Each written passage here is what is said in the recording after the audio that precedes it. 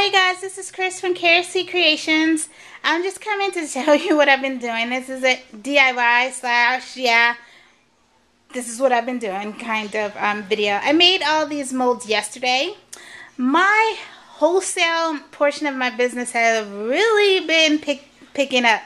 Thank you, Jesus. I really appreciate all the business that I've been getting, but I didn't have as many molds as I needed to keep up with the volume, so I needed to make more. I make all my molds, and at one point I had decided I'm just gonna go and buy some more, but when I saw the price of these things for one, and I needed a whole lot of them, I was like, oh no. So I headed down to my Menards, which is comparable to Lowe's, and I just picked up some wood. And what I picked up is, I think I picked up 4 1x4s by 8 feet in length, and it made all this out. Now there's a couple of pieces that are scrap pieces, but it's not that much. I'll show you which ones. This one right here is an 8-pound loaf, and it's 27 inches in length. It's 2 1/4 inches in depth and 3 1/2 inches wide. And I made it so that the front and the back comes off. All you have to do is unscrew these wing nuts, and the front comes off, and so does the back. I find that if you have larger molds, you're going to need something where you can disassemble it in some way, because just picking it straight out of the mold will damage your soap in the middle because of the weight. So if you could just slide it right out, that's a good way to handle the soap. So I created these with the removable ends. Here's my 5-pound mold. This one is 16 inches in length. Again, it is 2 1/4 inches deep, as well as 3 1/2 inches wide. And I'll show you these in a minute. And I also made 3-pound loaves here. These are 10 inches in length, 2 1/4 inches deep, and 3 1/2 inches wide. Now these two I didn't make with removable ends, because you can easily just pick those right out the mold. It's not really a big deal with 3-pound molds. Now this one's a little bit different. This one I did make with the removable ends, because not only is it a soap mold, it's also a soap cutter. It will cut your bars in exactly 1 inch width. So you just slide your soap right through, just put your cutter in and cut it and keep going. You just line your soap up with the edge of the mold once the end is off, and you just keep cutting until you're all done. So that's a soap cutter too. So how much did all this cost me? It only cost me $45. Oh, I forget, I wanted to show you these too. These are my double 6-pound molds. I had some extra wood. These are 12 inches on the bottom. There's a 12-inch in thick length. And I just said, shoot, I might as well make something out of that. So I just created 2 3-pound loaves that's side by side. I thought that would be cool, just in case, I needed to do a 6-pound loaf. I could just pour 2 3-pounds in one container. So I got 2 of those. This one actually here I cut a little short, but who cares? You're going to line it anyway, so it doesn't really make a difference. So these are all of the molds that I have. I'm going to start with the DIY on how to make this one. I'm going to show you how to make this one, the 3-pound loaf with the removable end and the cutter. And if you stay tuned to the very end of the video, there's going to be a special announcement. I hope you like it, and I'll talk to you later.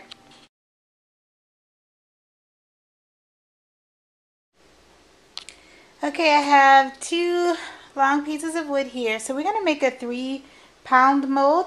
So I'm going to use this one for my bottom and this one for my side. So for a 3-pound mold, your bottom and your sides need to be 10 inches long. Now this is a 1x4 and it was an 8. So the width of it is already 3 1/2. So you don't really need to worry about that. So what you're going to do is you're just going to measure 10 inches and cut that off. So I'm going to do that 3 times, and I'll be right back.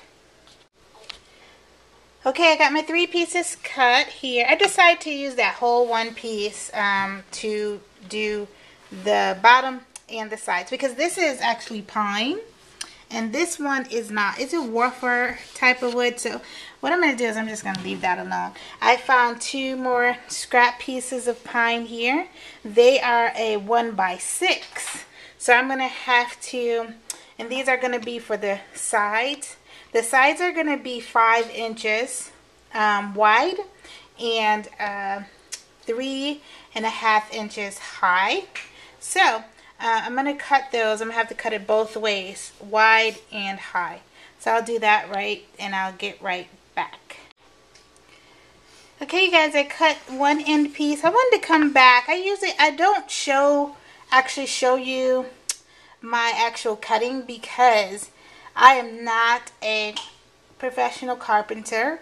I am a self-taught person, woodworking enthusiast, and I may have some bad habits. So I don't want to pass those on to you. That's why I don't show you my actual cutting, and I never will, because I think with power tools you really need to exercise safety and be assured of your safety. I'm assured of mine because it's what I do, but I'm not going to pass along what I do because I'm not a professional. But I did want to share something with you that I use that makes my woodworking very, very easy.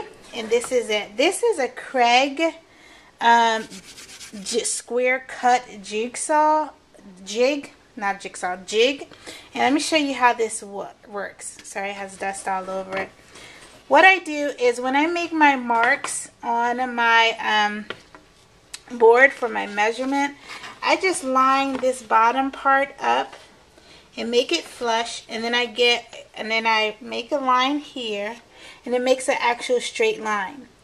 And then you put my circular saw on here, and it cuts straight for the line. So this, if you're doing some woodworking and you really need straight lines, and you really do in cutting, this jig is really, really inexpensive, and I love it. I could not do without it. It is really wonderful. So I wanted to stop in back and show you that. I'll be back with the cut pieces. Okay, I have all my pieces cut here. I have the down here, I have the bottom, and then I have 2 sides. 2 long sides and the front and the back. So this one, what we decided to do is we're going to actually make this a cutter as well as a mold. So what we have to do is we have to cut some slits for our cutter to go through. So we're going to use these 2 pieces here, just randomly, just pick 2 up. It doesn't make sense, any difference, they're all the same. And we're going to measure 1 inch from the inside, because our soaps are going to be 1 inch in width. So my son is helping me. He's a little sick, so he's feeling better, hopefully. So you should see how I use the jig I was telling you about. Just line that up with the 2 marks that I made here. And that's 1 inch. Now we don't want it to go all the way through, because then it'll cut the whole piece and it'll be too short. So we actually want it to be 3/4 inches high. So we're going to put a mark here, and then 1 here, and then that's going to tell us where to stop. So let's do that. No. And this is where we're going to start our cut. Now with this type of cut, we're not going to use the circular saw. What we're going to use is a jigsaw. Excuse me, Kai. We're going to use this saw because it helps to cut the lines straight and goes all the way through. So I'm going to do that. I'll be back. I'll do both sides and I'll be right back. Bye. Okay guys, I got the slide saw made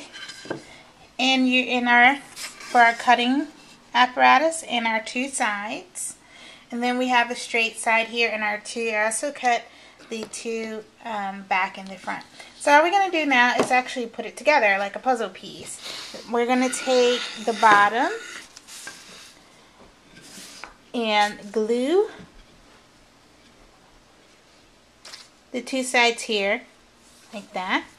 After we do that, we're going to put some nails in it to secure it, but the glue is the thing that really holds it together. I suggest that you use a clamp after you glue to hold the pieces together securely for about 15 minutes before you nail it in. So I'm going to do that and I'll be right back. Okay, you guys, I got the mold all clamped down. It's been like this for more than a half hour. That's only because I had to feed my son lunch and we did that, and so it's pretty much done in terms of glued together. So what we're going to do now, oops, it actually glued itself to the paper. We're going to put some nails in here, and what I'm using here is just 1 1/4 inch brads or finishing nails. So what we're going to do is just going to put a few along this area. So turn your cameras down. It's going to get loud with my banging. So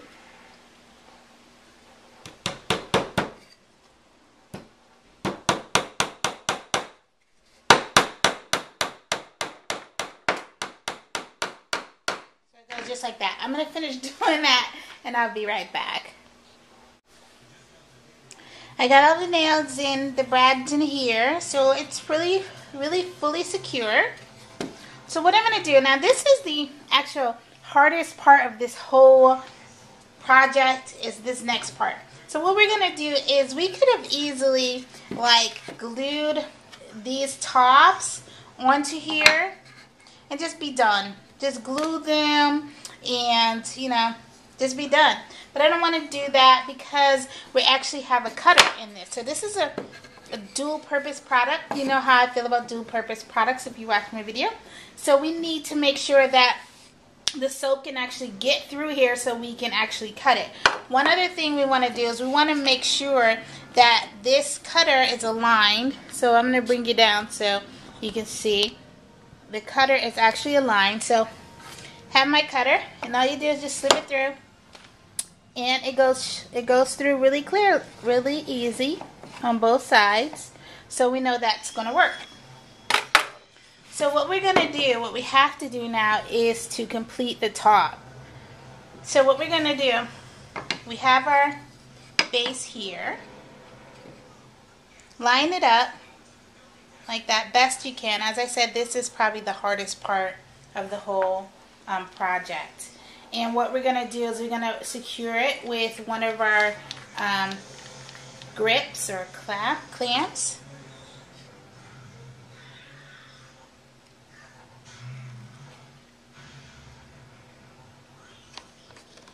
Secure that right in there. So it's not going anywhere. You don't have to secure both sides. One side will do. And what you're going to do is you're going to take your, sorry, I'm securing this, making sure it's square, and it is. We're going to take our drill, and we're going to drill 2 holes on each side. Because what we're going to use, instead of nails, we need something that can come apart. So we're going to use hanger nails. Let me show you these. And this is a 1 1/4, 20 by 2 inches. Let me open them up so you can see what they look like. This hanger bolt is perfect for this project. On one side, if you can see that, on one side it's like a screw, and on the other side will hold our wing bolt. So we're going to actually screw this in to about here. And then it'll have a little bit exposed here so we can put our wing nut on that so that we can clamp it down when we're using it as a mold. So the first thing we need to do and make sure that works is we need to create two holes, one on each side. I usually do it this way with the top already on it so that I know when I put the bolt in, it's going to go completely on top of the other hole, so it's succinct. So what I'm going to do, like I said, I'll never show you how to use power tools. So I'm going to put the 2 holes in with this, and I'll be right back. Alright, I went ahead and put in the holes here on the ends, on both ends. And I put the holes on the top, but I made them a little bigger with a bigger drill bit so that these screws can go right through with no problem. Now we have this hanger bolt. These hanger bolts are pretty interesting because how do you put them in? Well, pretty easy. You just take a bolt, a nut, and screw that, excuse my nails, they're horrible. Screw that right down so it can't go anymore. And then you're just going to screw this into your hole. You want to make your hole a little bit smaller than what the bolt requires because you don't want the bolt to be too loose. You just take a wrench or a plier and go about screwing that in just by hand. That's simple. So this is not the most interesting thing. So I'm going to go ahead and screw these in, and I'll be right back. Okay, I got both of these bolts in here. So this is the side without the slit. So we can go pretty much all the way down to as far as we can go, that straight piece without any threads, and not worry about it. But we're going to turn it over. Now it won't sit flat because of these bolts. So find some sort of box that will fit in between and just put it on like that. What's the best way? Like this. So that when you screw it in, I don't know if I did this correctly. Yeah, there, like that. And then we're going to put our screws in on this side. But the only thing is we got to be careful that this screw does not go past this slit because you'll never get your cutter through because it'll always hit the screw. So I just measured out by eye, and I'll leave one thread exposed, and I'll know that that is the point. Another thing you can do is you can put some tape on here, like right here, and screw it all the way up to where the tape is. But I'm not going to do that. I just don't want to do that. So I'm just going to screw it all the way down to expose one thread, and I know I have enough. So I'm going to do that, and I'll be right back.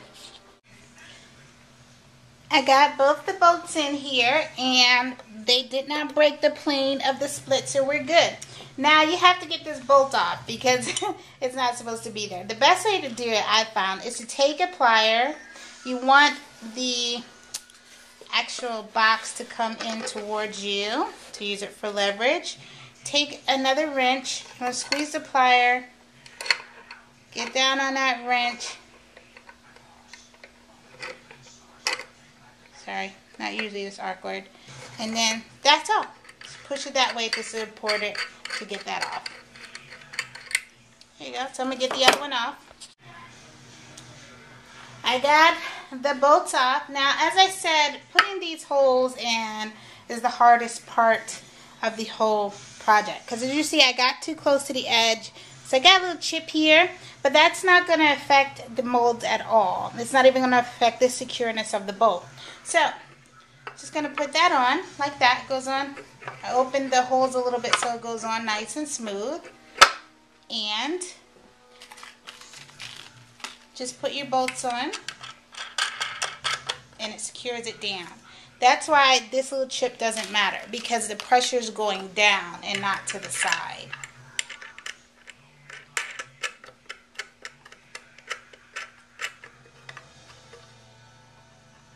There you have it. I'm going to take that off of the tripod so we can see. Sorry. And here is a 3-pound mold with removable ends and with a cutter slice. Now, as I said at the beginning of this video, there is going to be a special announcement at the end. Well, this is the special announcement. I have more than enough molds, so I'm going to be giving this one away. This is the one that we made, and actually it's really nice and sturdy. I went ahead and sanded the sides so it's really nice, and I'm going to give this away. Now, one disclaimer, this is a DIY project. So it's free. It's not commercially made. It's just as good as a commercial made, I think, in my estimation. Just know when you get it, it's a DIY project. It's made with pine, so it's really sturdy. And I think you'll get a lot of soap out of this mold. So in order to win this mold, all you have to do is in the comment box below. Probably more of my newbie soapers would be interested in this giveaway. Just tell me quickly in your comment section, what are some of the things you like about soaping, and one thing that annoys you when you're soaping. So 2 things. One you enjoy about soaping, and another thing that frustrates you or annoys you or whatever. I'm really interested to find out what gives joy and what gives frustration in this process, because I can say a whole lot of things. So anyway, I hope you enjoyed the project. I know a lot of you probably won't take this on with all of the power tools that you need for this one, but if you want to do something really simple, glue, hammer, and nail is just as good. Go to your Lowe's and have them pre-cut your 1 1/4, and you'll be just as good. Alright?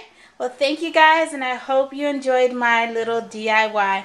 Talk to you later. Oh, bye. Oh, by the way, I will be announcing the winner of the giveaway in about 2 weeks.